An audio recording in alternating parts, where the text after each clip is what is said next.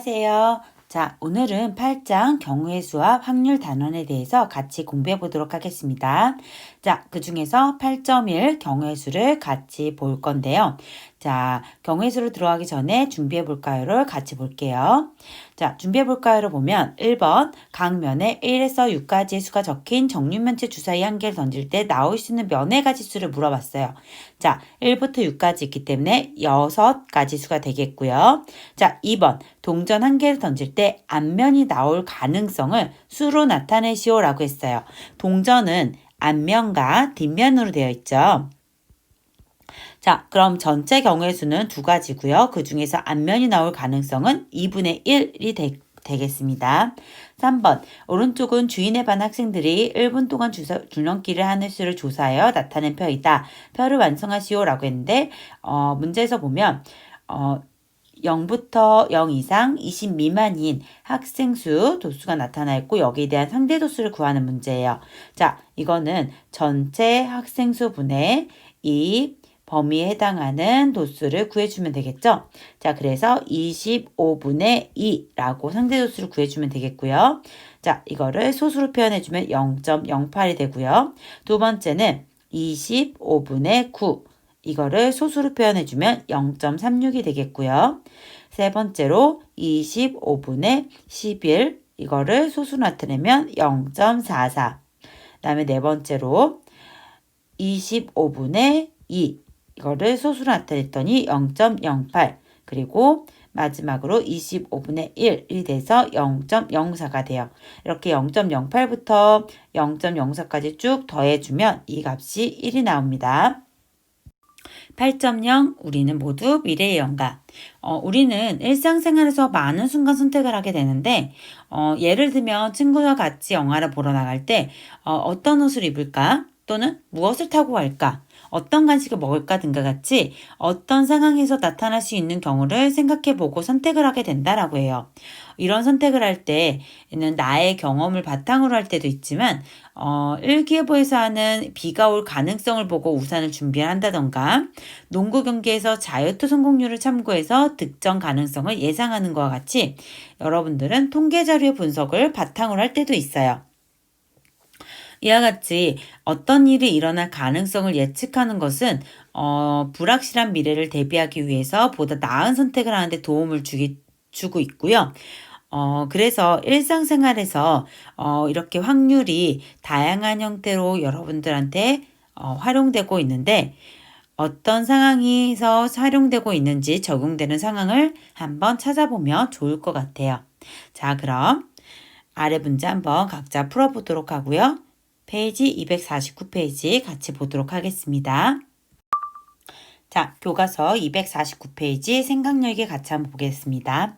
목재주령구라고 하는 건데 통일신라 시대 유물인 목재주령구는 6개의 사각형과 8개의 육각형으로 이루어진 14면체 모양의 주사위입니다. 라고 되어 있어요. 이 주사위의 각 면에는 궁중놀이를 즐길 때 사용되었던 서로 다른 놀이 방법이 한 개씩 적혀 있고요. 목재 주령구를 던질 때 나올 수 있는 결과를 생각해 봅시다. 라고 했어요. 자, 활동을 보겠습니다. 나올 수 있는 놀이 방법은 모두 몇 가지입니까? 라고 물어봤어요. 자, 우선은 여기 보면은 6개의 사각형과 6개의 면과 그 다음에 8개의 육각형으로 되어 있다라고 했으므로 총 14가지의 놀이 방법이 나올 수 있겠고요. 활동 2를 보면 사각형인 면이 나오는 경우는 모두 몇 가지인지 구해보자 라고 했어요. 자, 사각형인 면은 문제에서 몇 개라고 했죠? 6개라고 했으니까 6가지입니다. 라고 얘기해 줄 수 있어요.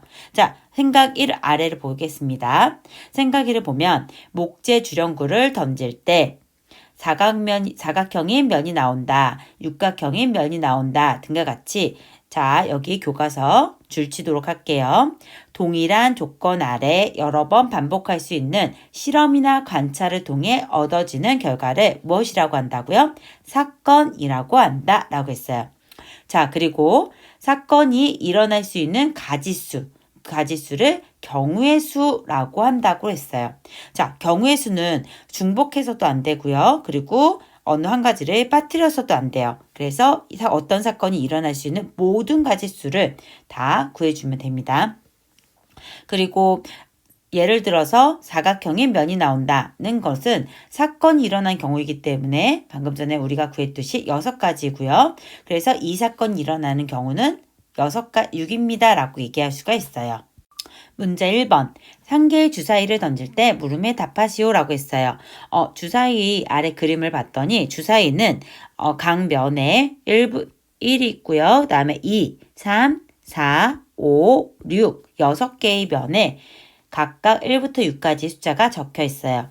자, 그러면 1번 일어날 수 있는 사건을 2가지 말하시오 라고 했어요. 자, 일어날 수 있는 사건은 우리가 얘기할 수 있는 게 다양하게 얘기할 수 있는데 우선은 뭐 짝수의 눈이 나온다 라고 얘기할 수 있고요.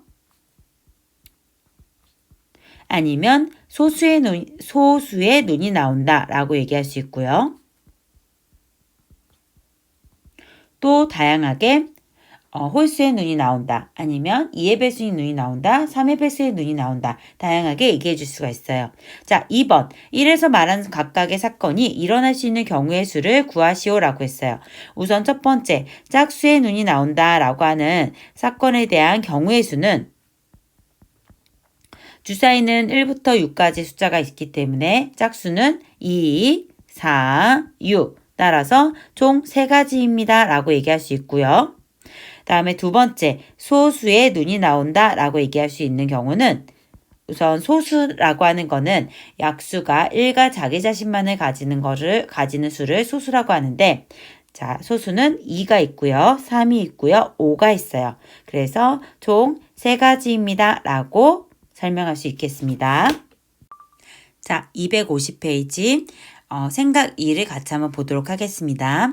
자, 사건 A 또는 사건 B가 일어나는 경우의 수는 어떻게 구할 수 있나요? 라고 하는 문제예요.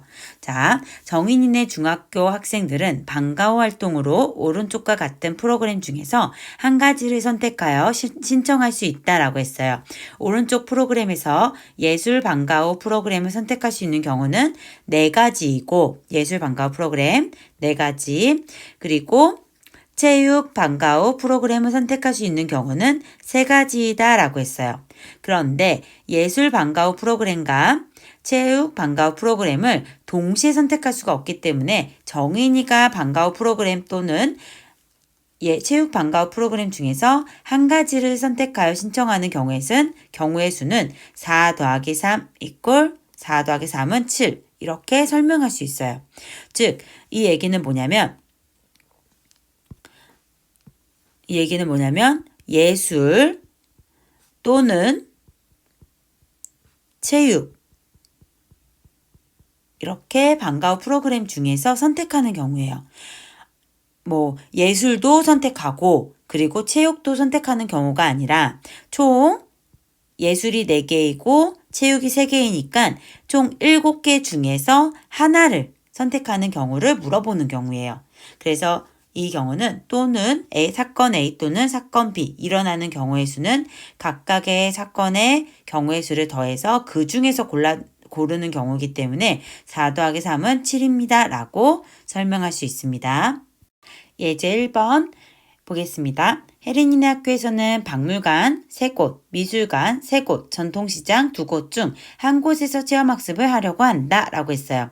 이때 박물관 또는 전통시장 중에서 한 곳에서 체험학습을 하는 경우의 수를 구하시오 라고 했어요. 이 얘기는 뭐냐면 박물관도 체험학습을 하고 전통시장도 체험학습을 하는 게 아니라 박물관 또는 전통시장 중에서 한 곳을 선택하는 거예요. 그러면 박물관에서 체험학습을 하는 경우는 3가지가 있고요. 전통시장에서 체험학습을 하는 경우는 2가지가 있기 때문에 총 체험학습을 하는 경우는 5가지입니다 라고 설명할 수 있겠습니다.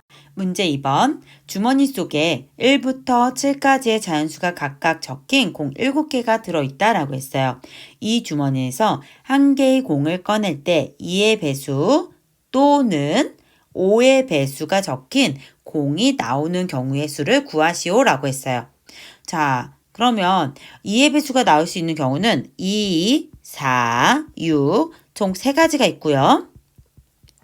5의 배수가 나올 수 있는 경우는 5 이렇게 1가지가 있어요.